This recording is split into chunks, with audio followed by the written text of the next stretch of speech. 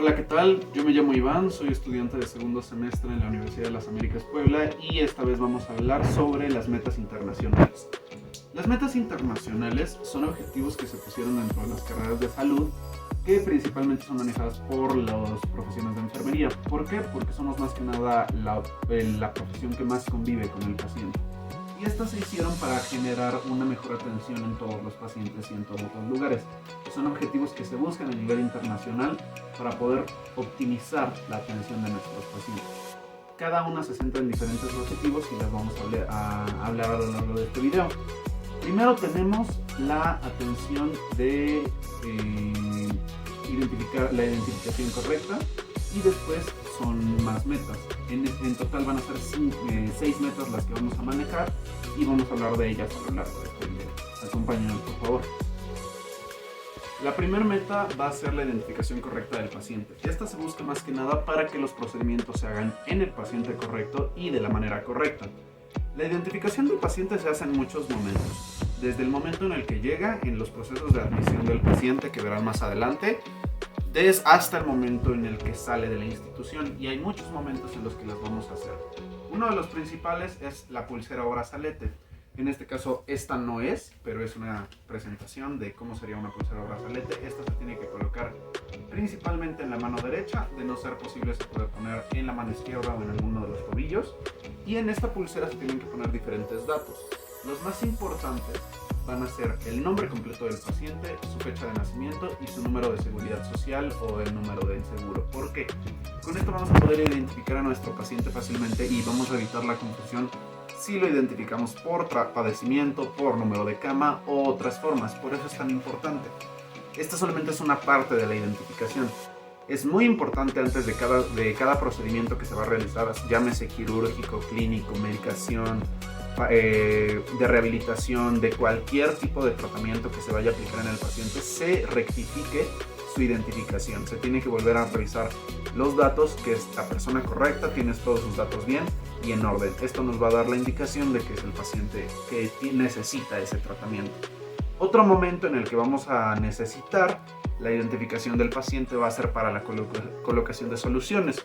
En las soluciones se tiene que colocar una pequeña tarjeta, no como esta, mucho más chiquita, como de este tamaño, y en la tarjeta se tienen que poner diferentes datos, desde qué tipo de solución es, quién la está administrando, quién es el médico encargado, el enfermero encargado.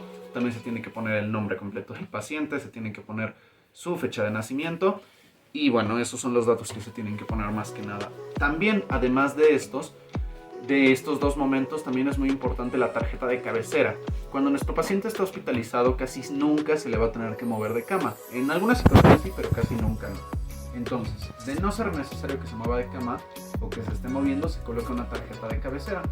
En la tarjeta de cabecera se van a repetir los datos de los que ya hemos hablado ahorita, pero también se tienen que agregar muchísimos otros datos que pueden encontrarse fácilmente o que se tienen que pedir ya sea con el médico tratante o con otro enfermero que esté encargado. Esto nos va a servir para identificar correctamente a nuestro paciente, y hay momentos específicos donde tenemos que identificarlo, como les digo, antes de algún procedimiento, antes de colocar alguna solución y también en la identificación para el ingreso y el egreso del paciente. Esa es la primera meta. Espero que puedan comprenderla bien y vamos a seguir avanzando. La segunda meta de la que vamos a hablar es la comunicación efectiva. Durante muchísimo tiempo, uno de los grandes problemas que ha habido en todas las instituciones de salud es la comunicación entre el personal. Esto ha causado que incluso se administren tratamientos que no necesita el paciente o incluso causan graves complicaciones en el paciente e incluso ha llegado en situaciones graves a la muerte. Por eso es tan importante tener una comunicación efectiva entre todo el personal. Unas maneras de ayudar a esta comunicación, una es evitar las abreviaturas. Es una de las cosas que más complica, a menos que en verdad la situación lo amerite por cuestiones de rapidez o de poco espacio para anotar datos. Se puede utilizar, pero de preferencia nunca se usan abreviaturas de ningún tipo, ni para medicamentos, ni para pacientes, ni para indicaciones, ni para tratamientos. Lo mejor es usar las palabras completas. Otra también es rectificar lo que se está diciendo. Se tiene que rectificar de 2 a 3 veces y en una secuencia. Por ejemplo, yo estoy diciendo, el paciente va a requerir un tratamiento. Por ejemplo, al paciente se le va a administrar una solución de sodio al 3%. y eso me lo tiene que decir de nuevo la persona que lo va a administrar. ¿Me podrías indicar qué es lo que dije? Ok, como pueden ver, en este caso no hubo una comunicación afectiva. Efectiva. En este caso también lo que podemos utilizar es, nuevamente, se tiene que verificar. En este caso, como vieron, cuando no sucede la comunicación, se tiene que volver a dar la indicación y tenemos que estar seguros de que la persona, la persona que recibe el mensaje lo haya entendido bien. Vuelvo a decir, por ejemplo, al paciente se le va a administrar quimioterapia. ¿Me puedes indicar qué es lo que se le tiene que indicar al paciente? Quimioterapia. Ok. Y nuevamente, de ser posible una tercera vez, lo tengo que decir yo. Al paciente se le va a administrar quimioterapia. Es la manera en la que vamos a generar una buena comunicación. Esta es la segunda meta. Vamos a la siguiente. La tercera meta es una meta un poco larga, pero es de las más importantes. La tercera meta es mejorar la seguridad de los medicamentos de alto riesgo y electrolitos concentrados. Dentro de esta clasificación entran muchísimas otras razones. ¿Por qué es tan importante esto? Porque los medicamentos de alto riesgo pueden causar muchísimos problemas a nuestros pacientes, incluso conducir a la muerte. Por eso es tan importante mejorar su seguridad y saber cuándo los tenemos que administrar. Primero tenemos que estos tienen indicaciones desde el momento en que llegan al hospital con su recepción hasta el momento en que son prescritos y que son administrados. Entre las indicaciones que se tienen que llevar, simulando que este sea nuestro medicamento de alto riesgo, en el momento de que llega, una persona va a estar encargada de hacer la recepción en el hospital.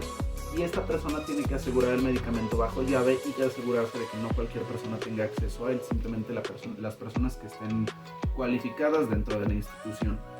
Cuando el médico tratante diga que se tiene que administrar alguno de estos medicamentos, se tiene que indicar en las notas de enfermería exactamente igual, sin cambiar prescripción ni dosis de la que dijo el médico. Se tiene que pasar bien y se tiene que verificar en un modo de verificación a 2 pasos. Desde el momento en el que se está preparando hasta el momento en que se administra. Suponiendo, tenemos nuestro medicamento y lo estamos preparando, entonces verificamos ahí que sean los días correctos. Ahí los 10 correctos nos van a servir de gran utilidad para poder utilizarlos y que sepamos que estamos haciendo bien las cosas. Medicamento correcto, dosis correcta, paciente correcto, forma correcta. Todo esto nos va a servir de gran manera. Entonces, en el momento que estamos preparando, verificamos 2 veces. Cuando ya estamos preparando a la hora ya para la medicación, volvemos a verificar 2 veces. Y en el momento antes justo de administrar volvemos a verificar 2 veces. Va a ser la manera en la que podemos mejorar el tratamiento. ¿Y cuáles son los medicamentos de alto riesgo que entran? Hay muchísimos, pero entre los que se pueden mencionar rápidamente son insulinas, electrolitos concentrados, casi todos los medicamentos de vía parenteral, radiofármacos y también algunos medicamentos específicos. También es muy importante que en el momento de que se escriban con letra clara, y en el caso de que sean parecidos, como por ejemplo serían la digoxina y la diroxina, se tienen que poner en mayúsculas las letras que los diferencian para poder diferenciarlos fácilmente y evitar complicaciones. Esta es la tercera meta, es una de las más complicadas, como vuelvo a decir, pero también es una de las más importantes. Espero haya quedado claro. Ahora vamos por la cuarta meta. Al igual que la anterior, la meta internacional número 4 es algo larga, pero igualmente es muy importante. La meta internacional número 4 nos garantiza realizar los procedimientos quirúrgicos en el paciente y lugar correctos.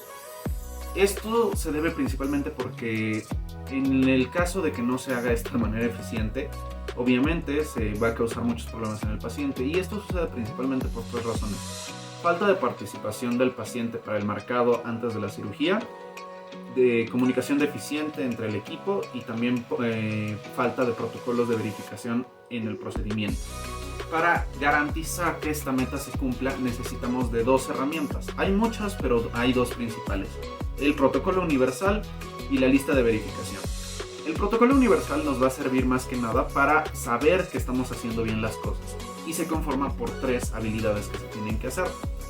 Primero tenemos como segundo punto tenemos, el marcado del sitio. El marcado del sitio nos va a garantizar que vamos a utilizar todo de manera adecuada.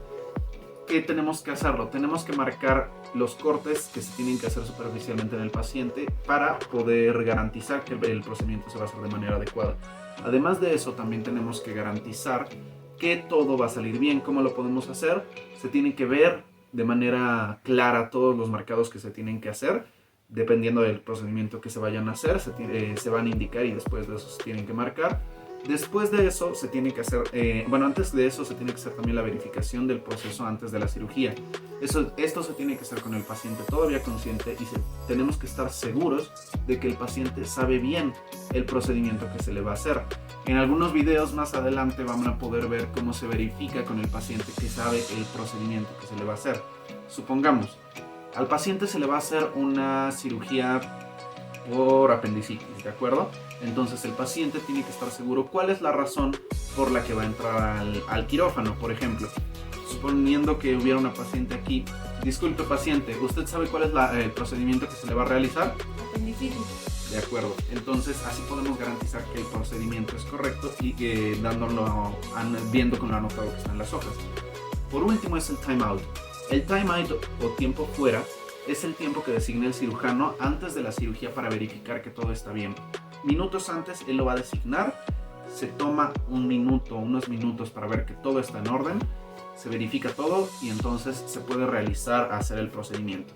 Esa es la primera herramienta, el protocolo universal. Como otra herramienta tenemos la lista de verificación.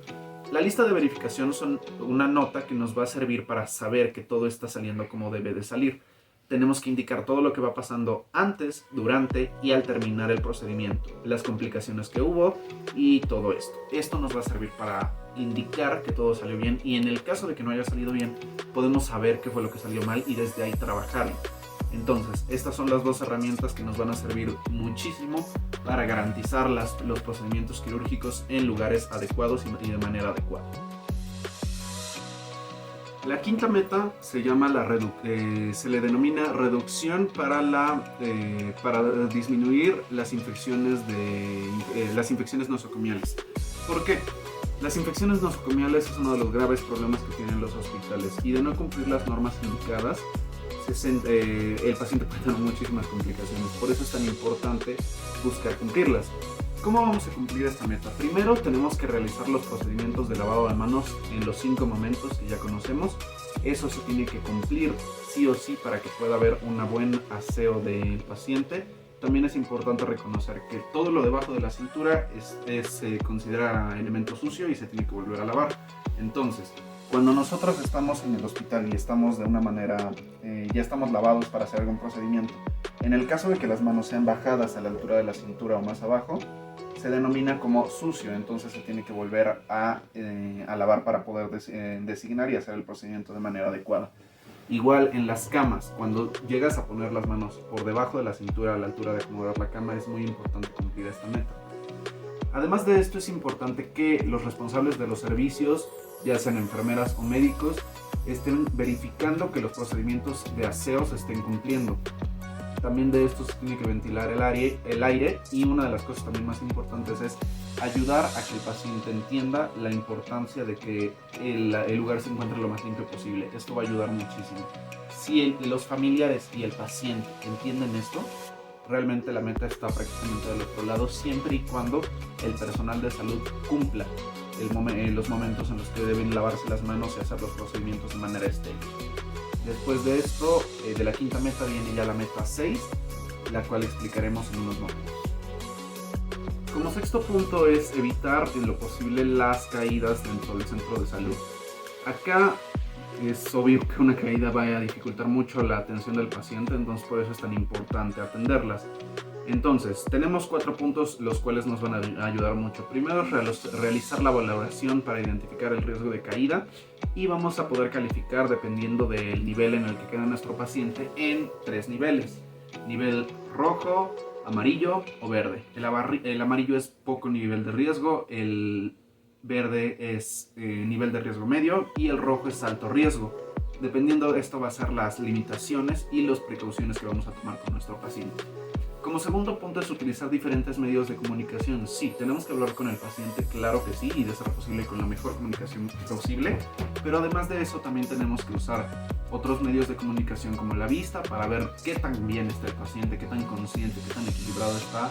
También todos otros medios de comunicación nos van a servir mucho. Tanto la comunicación no verbal como la verbal nos va a ayudar mucho para identificar los riesgos. Tercer punto va a ser la identificación de esos riesgos, tanto del lugar como del paciente. El identificarlos e intentar eliminarlos o controlarlos va a ser lo mejor posible. Esto nos va a ayudar muchísimo. Como cuarto punto tenemos el uso de aditamentos para evitar el riesgo de caídas. Si el paciente llegara a necesitar una andadera, un bastón, una silla de ruedas, tenemos que, en el caso de que el paciente quiera usarla, es lo mejor. En el caso de que el paciente se niegue a usarla, tenemos que hablar con él e intentar hacer entender que no significa que no sea útil, porque muchas veces sucede este problema. Cuando logramos ayudar a entender al paciente esto, realmente el riesgo de caída se va a disminuir mucho. También podemos usar otras cosas como delimitaciones para la cama, para proteger que se evite caer. También acercar algunos aditamentos y que los tenga a la facilidad. Y bueno, estas son las indicaciones. Pues bueno, estas son las metas internacionales. Estas, como les digo, son de gran importancia y nosotros como enfermeros y enfermeras es importante que las intentemos llevar a cabo al pie de la letra. Esto nos va a ayudar muchísimo a que nuestro paciente salga en las mejores condiciones y no agravar la situación por la que entra al centro de salud. Es muy importante que estas metas se cumplan, es muy importante que nosotros las hagamos cumplir y es muy importante que nos aseguremos de que el resto del personal también se asegure en cumplirlas. También es importante hacerle entender al paciente qué tan importantes son. No como tal enseñarle las metas internacionales, pero sí lo que es importante es decirle qué es importante hacer. O sea, como por ejemplo el riesgo de caídas o el marcado en la cirugía es lo que nos va a ayudar mucho. Haciendo estas dos cosas, tanto nuestra ayuda como la del paciente como la de los terceros, realmente estamos del otro lado. Entonces, bueno, las metas internacionales son un tema, entre comillas, sencillo, pero es un tema que realmente tiene muchos problemas, muchas veces no se cumple y esto agrava mucho las condiciones de nuestros pacientes. Por eso es tan importante cumplirlas. Muchas gracias por su atención y nos vemos en los siguientes videos.